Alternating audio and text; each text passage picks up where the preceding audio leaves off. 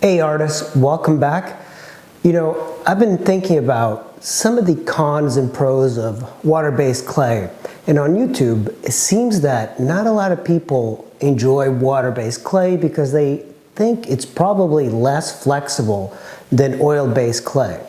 And I have here two of my recent finished works. This one's made out of oil-based clay, and this one is water-based clay. And I wanted to talk to you guys a little bit about both, the pros and cons. Water-based clay just does not get enough credit.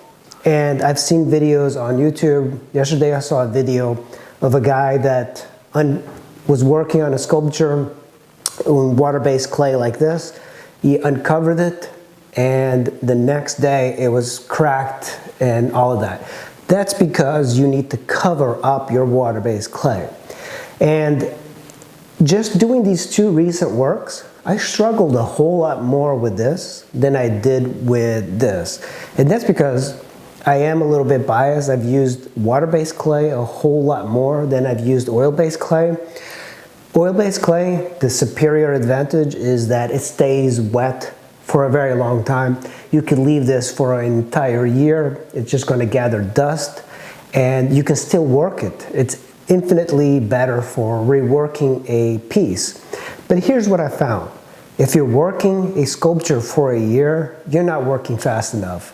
And generally, even with this piece, I left it sitting for a while and I worked on another sculpture, which was this. And I didn't really want to get back into the sculpture. I lost the momentum to get back into this Battlefield 5 sculpture. In water-based clay, I think the advantage is that it is much more flexible than this. And what I mean is that the only major disadvantage is that you cover it. First, water-based clay is a whole lot cheaper. I just picked up this box of water-based clay. This was $30. There's 2 bags in here. This weighs 50 pounds, so each bag is 25 pounds for $30. Oil-based clay that I just bought. This is Monster Clay. You can get other equivalents, Chavant, whatever, Roma. 4 of these blocks cost me $150, $160 because you also have to ship it. So right away, you already know the disadvantage of price. Oil-based clay is much more expensive. Now, here's another super big advantage of water-based clay. Water-based clay, when you're sculpting with it, it feels like you are painting. When it's extremely wet and you're working, it feels like you can have a virtuoso type of sculpture. But with oil-based clay, I found that it feels very robotic because you have to scrape a lot with oil-based clay. On this, it's more of an additive medium because it's so soft in the beginning. And then later on, if you want the clay to harden up, you just let it sit for a little bit and you can control the hardness of the water-based clay. So the water-based clay is a lot more flexible if you know how to control the moisture.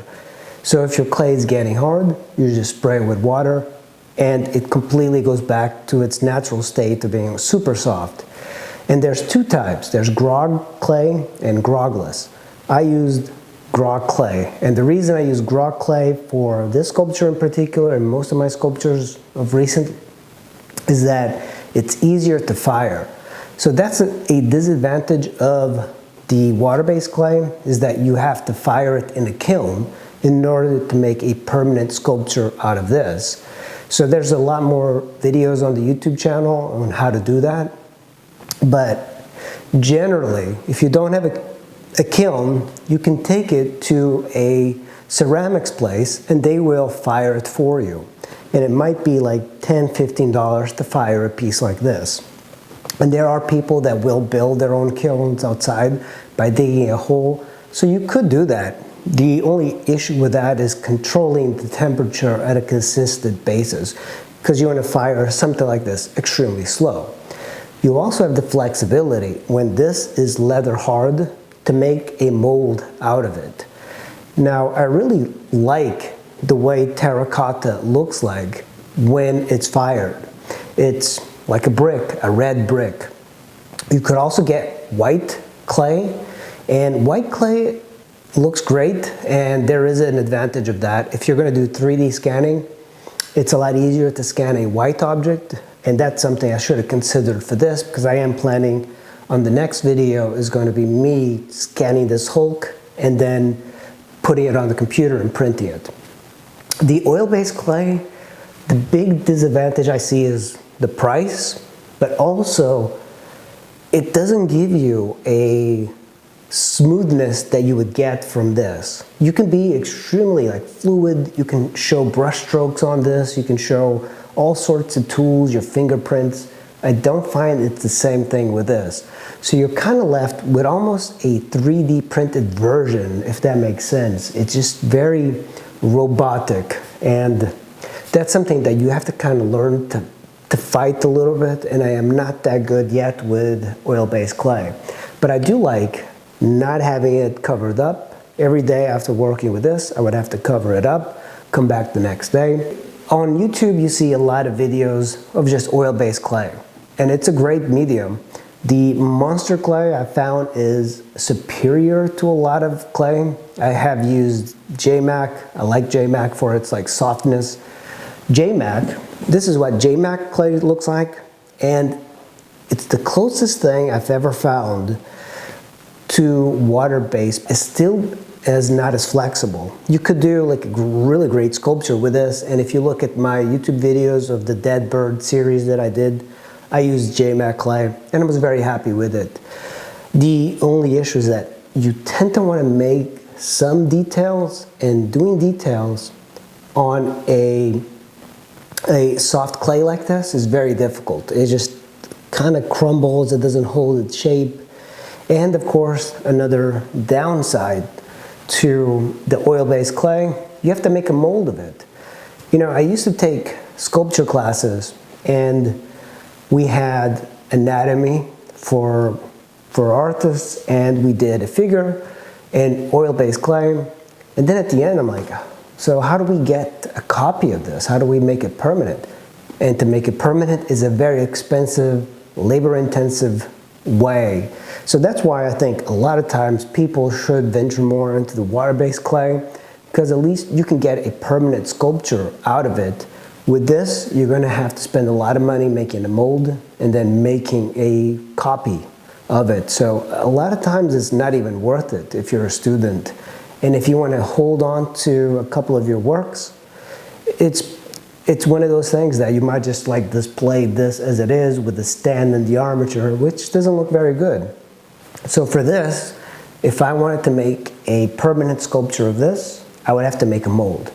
And it's a very complex sort of sculpture, because you'd have to make a mold of the base, of the legs, the torso. So it's a multi-piece type of mold. It's not an easy process. With this, it's extremely complex to mold, but you could just simply fire it and have one piece that exists.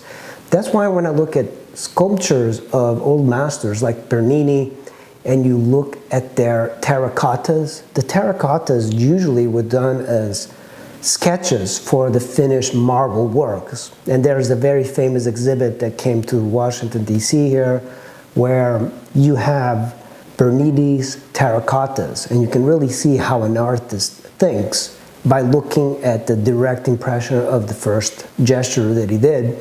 Same thing with this. When you think about it, this is what the artist actually touched. That's what he did. The one copy that exists is a terracotta. This one, when you make a mold and you cast it, it's basically a reproduction. And by the way, that's a great way to make money as an artist, is to make reproductions, because art doesn't really pay that well, but if you can make reproductions of things, you could definitely multiply your profit if that's what you're looking for. But I really love water clay, and the more I use it, the more I appreciate it. Sure, it's a little bit dirtier, it requires a little bit more knowledge on how to keep it nice and wet, but I wanted to show you these two sculptures because I think they illustrate the water versus oil-based clay type of sculpture dilemma that a lot of artists have. I hope you guys enjoyed this video. Make sure you hit like and subscribe, and I'll see you in the next video. Thanks for watching.